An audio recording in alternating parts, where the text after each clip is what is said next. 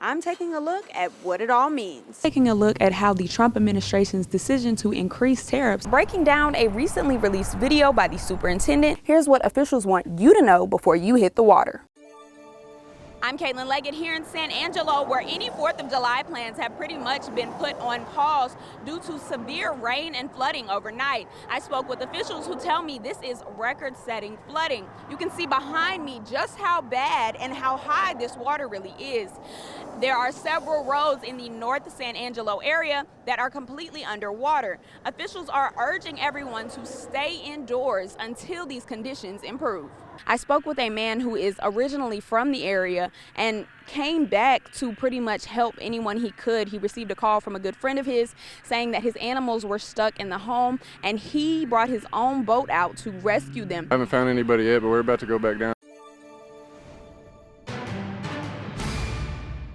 I'm Caitlin Leggett, following a story we brought to you earlier this week. A mural that was meant to be a memorial, says the artist, called disrespectful by the parents it affects. Flag football is headed to the 2028 Summer Olympics and NFL players are going with it. I'm Caitlin Leggett here in Abilene speaking with a local flag football commissioner about what the ruling means for the growth of the sport. I'm Caitlin Leggett, actually on Lake Brownwood, where 2 recent drownings have sparked an urgent conversation for boating and water safety. Here's what officials want you to know before you hit the water. Smile, you're on camera. I'm Caitlin Leggett, taking a look at how the theft of one local Abilene business turned what should have been a routine day into an absolute nightmare. In Abilene, I'm Caitlin Leggett outside of the office of the former Associate Municipal Judge, Charlie Allen, who says a question of ethics by the Abilene Police Department caused her to step down from her role and reevaluate her trust in certain members of the department. Very clear overstep by our city police made it to where those 2 lines were so blurred that I no longer could have faith in certain members of the Abilene Police Department. A violation of rights and a breach of ethics is what Charlie Allen says caused her to make the very hard decision to resign from her role as Associate Municipal Judge here in Abilene. She says Saturday, August 23rd, her client, CBD House of Healing, was denied their constitutional right to their attorney while she was on the other side of the building during an Abilene police raid. Officer Valentine told me that I would not be coming in, and it did not matter that I was his attorney. An interaction with APD she describes as a disappointment, an immediate realization that the courtesies that we were extending towards them were never going to be extended towards us. Allen has served in the role as Associate Municipal Judge since June 2025, sharing her duties with another attorney while still running her private practice as a personal injury attorney. In July, she says her client of several years received a letter alerting them that they were the subject of a potential city ordinance violation. Her attempts to contact APD were acknowledged but never responded to, even though the municipal office and APD office are just steps away from each other. Then over the weekend, Allen received a call from her client saying APD had enacted a search warrant for illegal paraphernalia, even though the city led them to believe that they were compliant.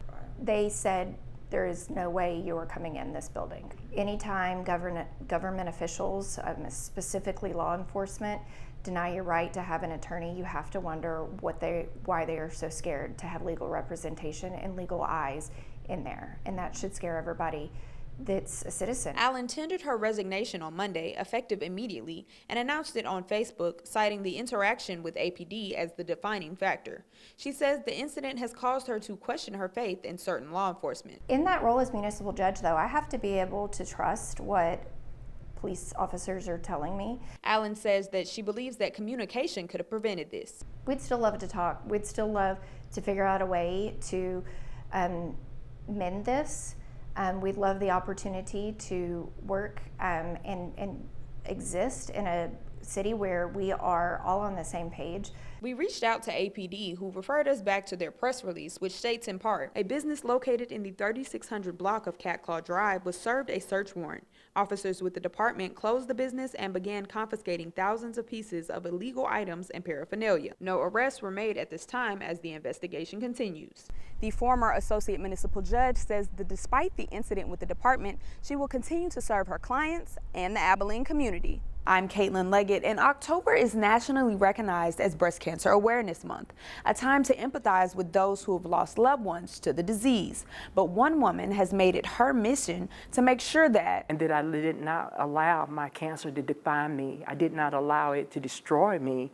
I allowed it to be the vehicle that kept me going to make sure that I got that word out to our community. Deidre Williams is an Abilene native who lost her mom to breast cancer in 2011 and had her own struggles with the cancer 9 years later. Pink Cap Warriors on the Move got started after the loss of my mom to breast cancer. I felt the need in our community to bring breast cancer awareness to our community. While caring for her mother, she noticed a lack of diversity in many of the treatment spaces they went to. In 2014, she began organizing annual luncheons and health fairs as a way to connect women at every stage of their journey, from first diagnosis to remission. I never saw anyone of our color there, so I was like, where are these women at? And just kind of do some more research and to find out why we did. One of the things is that because we rely on our faith so much, another can be because of no insurance. According to the Breast Cancer Research Foundation, Black women have double the mortality rate of their white counterparts. University of Texas Arlington professor Dr. Liu says that while the past decade the breast cancer survival rate has improved, for women in rural areas, finding that health care can be a challenge. And however, for the people who live in the rural areas, and they have less resource for the breast cancer screening, and they have less access to all the public, education and even delivery and for their screening. According to the CDC, early detection through mammograms can reduce the risk of dying from breast cancer nearly 30%, but awareness and access are key. And being proactive for the breast cancer prevention and engage regular physical activity, maintaining a healthy diet and living a healthy life. And remember to start screening for breast cancer early age, like 40s. Williams' nonprofit has partnered with the Hendrick Hospital to provide resources for all cancer patients in the big country. We have a support group called Sisters Building Sisters. So that was birthed out of the breast cancer luncheon. In that Sisters Building Sisters, we sometimes have 25 to 30 women that show up on the fourth Saturday of the month at the Mall of Abilene Public Library. As a 5-year cancer survivor and after a double mastectomy, she's even utilized the group's services herself. For me, the thing was that now I actually knew. I knew when they said, I'm not feeling good, Deidre. I knew how they felt then when they said, I just can't come today. Before, we hear those words, but until you actually go down that journey, you really don't have that real connection. She says the support from her group saved her life. I made it through. And if it had not been for the ladies in my support group, if it had not been for my church members, my family, that may have taken me out.